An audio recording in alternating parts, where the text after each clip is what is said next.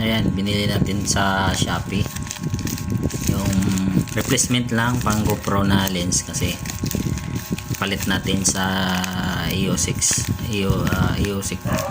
9SR kung camera kasi medyo malabo na yung camera ko. Ayan, bili ko nito pala ay ano lang 289 yata, 89. Ayan, i-ano ko na lang yung link kung saan ko nabili, description box, send ko na lang sa link sa inyo.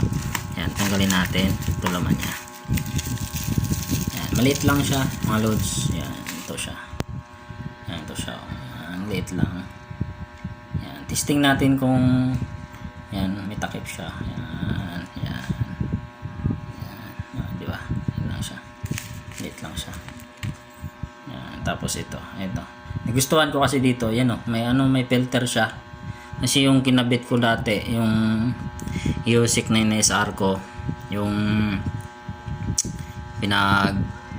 nahulog kasi yun kasi nabasag dito. Yung mata niya yan mismo basag. Kaya yung camera ko, yung mga video ko may talaga hindi mawala. Kaya dinala ko sa kasi under warranty pa naman. Dinala ko sa LX sa Pampanga branch. Pinalitan nila pero labo pa rin. Ngayon nag-decide na ako, order na ako. Kasi under warranty, wala namang bayad. Ayan, testing natin yung pang GoPro na to kung swak ba. Ayan, tanggalin ko yung Ayan, kabit ko muna to. Ayan, testing natin mga loads. Ayan, testing muna natin. Ayan.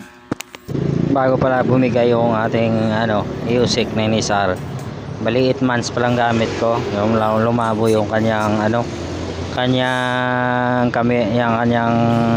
video, nasira ko niyang lens kaya hindi ko na ginagamit, madalang ko lang ginagamit kasi sira na yan yung lens. Hindi pa abot siyang taon, ganito na nangyari sa kanya. Testing natin kung pasok dito.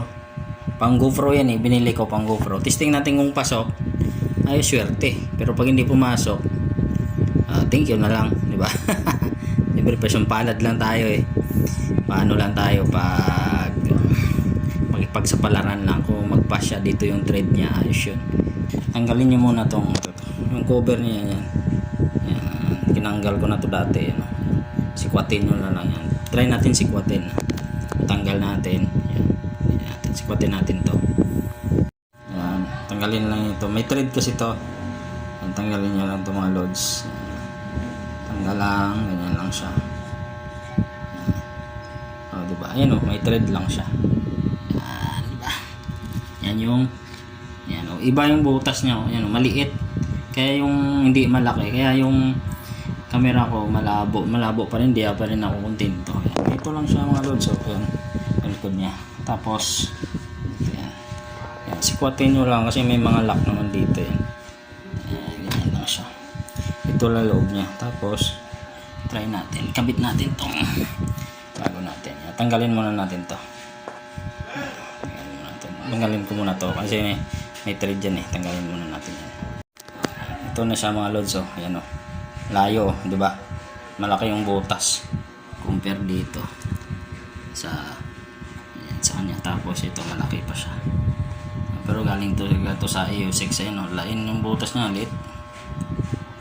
Pero yung isa ko dito, ito rin pa rin yung isa ko yung luma, yung pinakaluma talaga. Ito palit na nga ito. Palit na to ng EOS, kaso lang malabo pa rin kasi yung butas maliit. Tingnan nyo dito sa malaki. Layo pagkakaiba. Salpak natin dito pasok yung thread, testing natin. Pag pumasok yung thread, yun. Pasok mga loads. Yan. Pasok siya Yan, di ba? Yun. So, di ba? Ayos na mga loads. Yung lens natin ay na siya? Yan, pasok na. Pang GoPro na to. GoPro yung lens natin. Yan pasok Yan, di ba? Yan, pasok. Okay siya. Yan, lagyan lang natin ng teflon kasi ito may teflon. Lagyan ko yung teflon. Tanggalin ko muna. Tanggalin ko muna dito. Pasok. Yung, kakaiba sila. Malaki to. Malaki yung lens nito. Ito, maliit lang siya pero siya, maliit lang yung lens niya pero ano siya. Yan o. Tingnan natin kung compare natin sa dati sa luma. Yan, testing natin. Tanggalin ko muna tong ano. Kunin ko muna yung luma, yung pinaka-orig talaga. Dito yung pinaka-orig ko eh. Yan, ito yung binili ko, pinaka-orig talaga niya yung lens. Ito yun. Kaso ito, may basag to, nahulog. Yan, nahulog dito. Yan. Yan, ito yung pinakauna na. Tapos, under warranty pa. Yan, may ano naman siya, may filter. Yan. Tapos, pangalawang kabit. Yan, maliit ng butas na. Labuan pa rin ako. Ayun, maliit. Compare mo sa orig. Ito yung orig, oh. Malaki yung butas na. Yan, malaki. Tapos, ito yung ano yung replace kinabit. Oh, layo. Liit ng butas. Ito, malaki yung butas. Tapos, may filter pa siya. Ayan, may filter. Ito. Maliit butas na. Tapos, wala siyang filter. Replacement din to. Pinalit ng EOS sa akin sa ano, ALX. Yan, tapos ito yung binili ko na lens ng ano ng sa Shopee lang, 300 lang bili ko nito mga loads.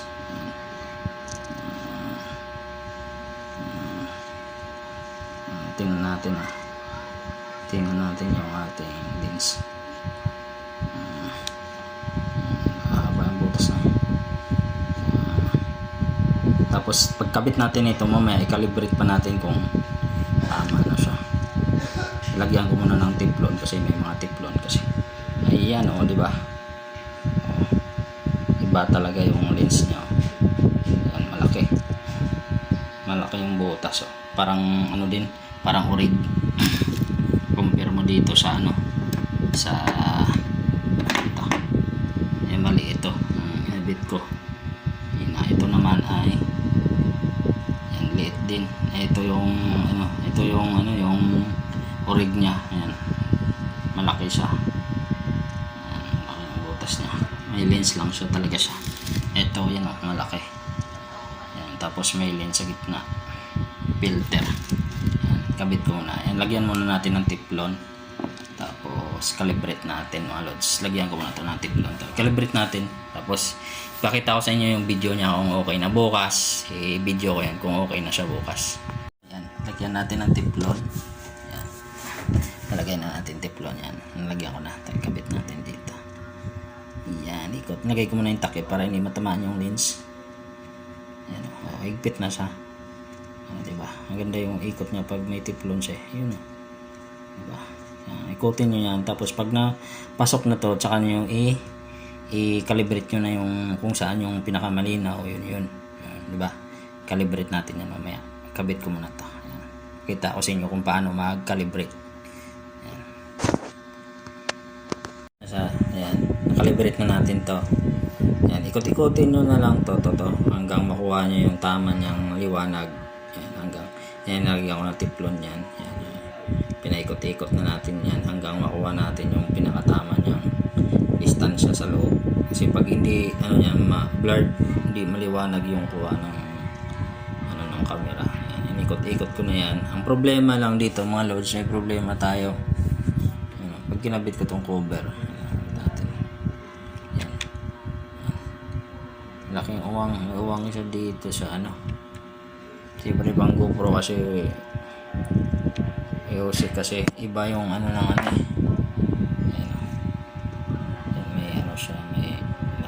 Naka ano dito, iba yung ano niya. Ayan, magawa ko sana ng paraan to, tanggalin ko to, ilipat ko dito. Ang problema naman ayaw pero halos pareho lang sila. Ayan, nakalibrate ko na to.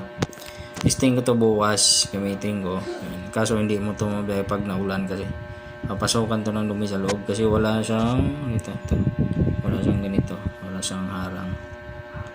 Try na natin to bukas. Testing natin bukas kung ano siya. Ayan, ito na siya loads. Ayan, ginawa ko na ng paraan. Ayan, yung tong lens. Ayan ang lens. Pinutasan ko to. Ayan, nilagay ko dito. Pinalso ko dito. Pinasok ko dito sa loob. Ayan yung lens na yan. Pinutasan ko.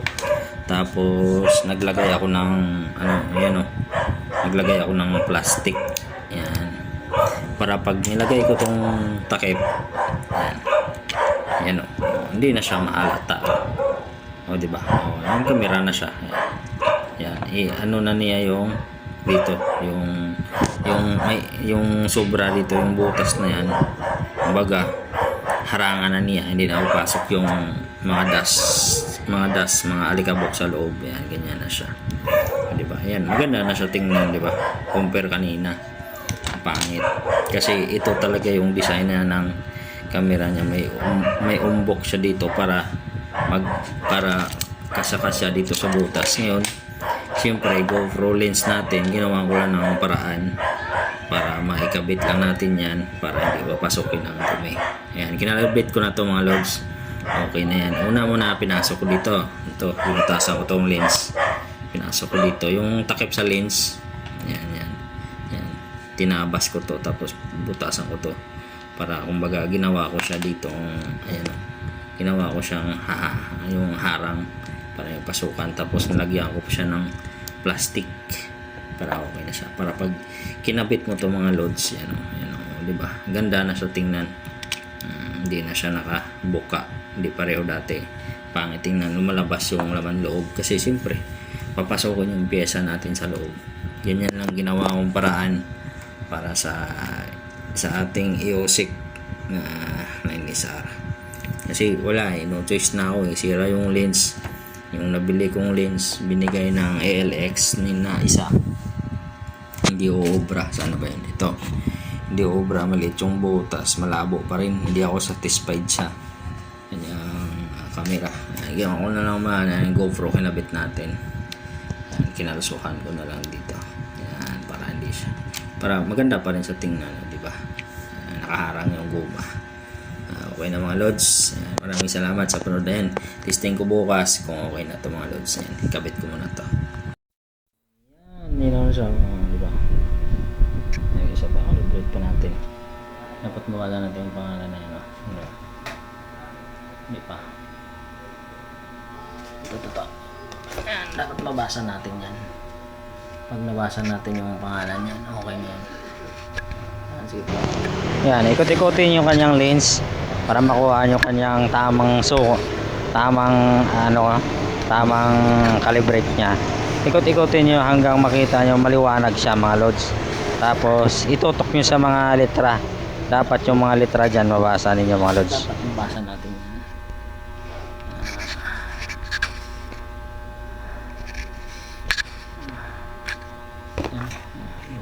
yan. Malabo pa siya mga lods. Yan, ikot ko pa dyan.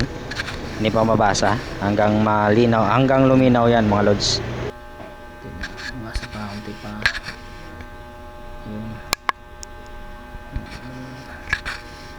Yun, mga na siya lods. Lumanag na yan. Dapat mabasa natin.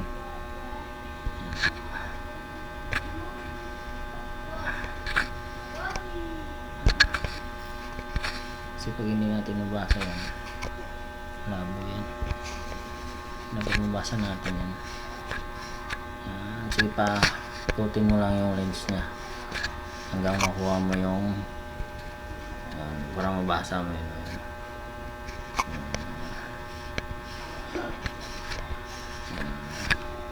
Paluwag lang.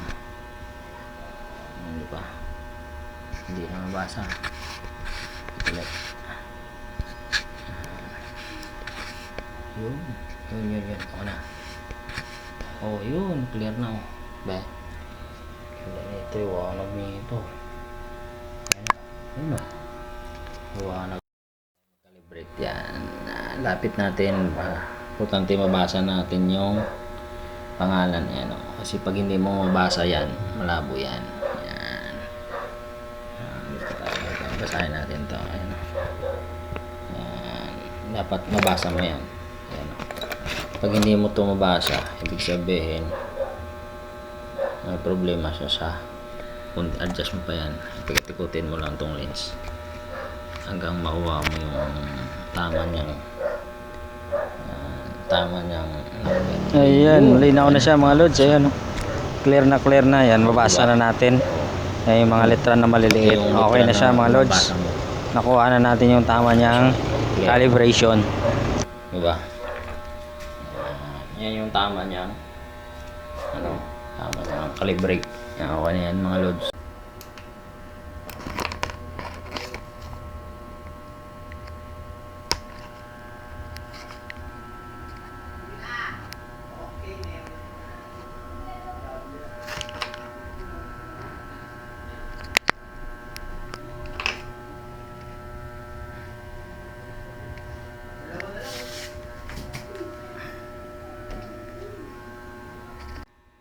Ayun, okay na siya.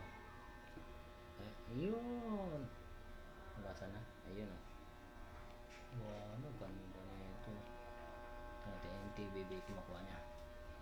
Yun o. Yun o, pinaka ano niya. Yan, paano mag-calibrate. Ganyan yun. Dapat yung mga letra, mabasa mo siya. Kasi pag hindi mo mabasa yung letra, ibig sabihin, blurred pa yun. Ganyan mag-calibrate.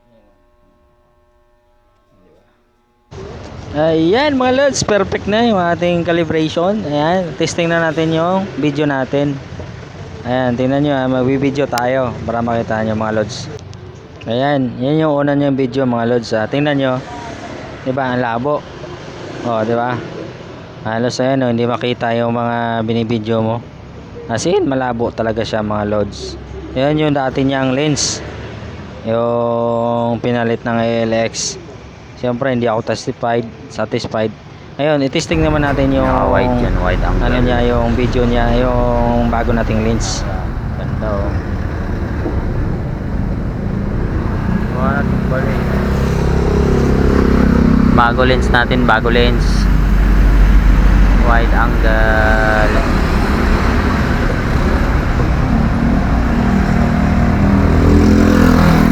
Iba talaga yung orig niya lens. Sira kasi yung dati. Lumabo. Liwanag talaga siya. Ano na init. Nabilat ng init kasi yung dating lens. Kaya yung video ko puro pula. Bawal pala mainitan yan. Hindi kaya pala. Sobrang nakababad sa init. Hindi kaya. Lagi natin ilagay na sa casing yan. Para ma-protection na natin yung lens nya. Yan pala yung problema dyan. Hindi ko alam dati. Lens pala ang problema. Ayun, naka-wide angle. Testing natin narrow.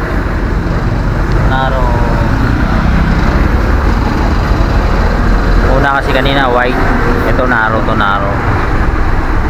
Hindi mabasa pangalan pag naka-narrow, no.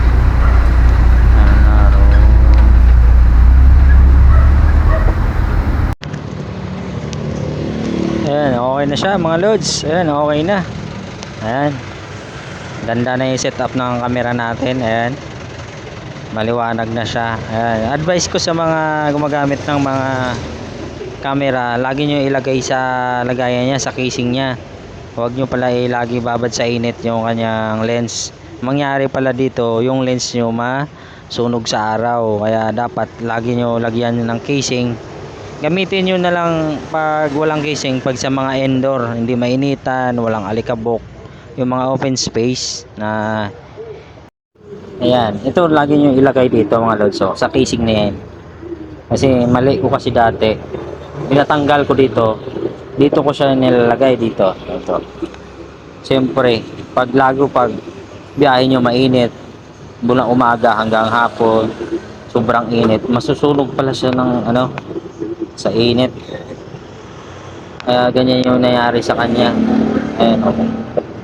Hindi pala, ito ginagamit lang pala to sa mga indoor, sa loob lang. Kasi pag sa alikabok, pag ito gamitin nyo, babad sa alikabok, mga lens nya nasusunog ng araw. Yun. Itong gagamitin nyo, yan, itong gagamitin nyo para maganda siya.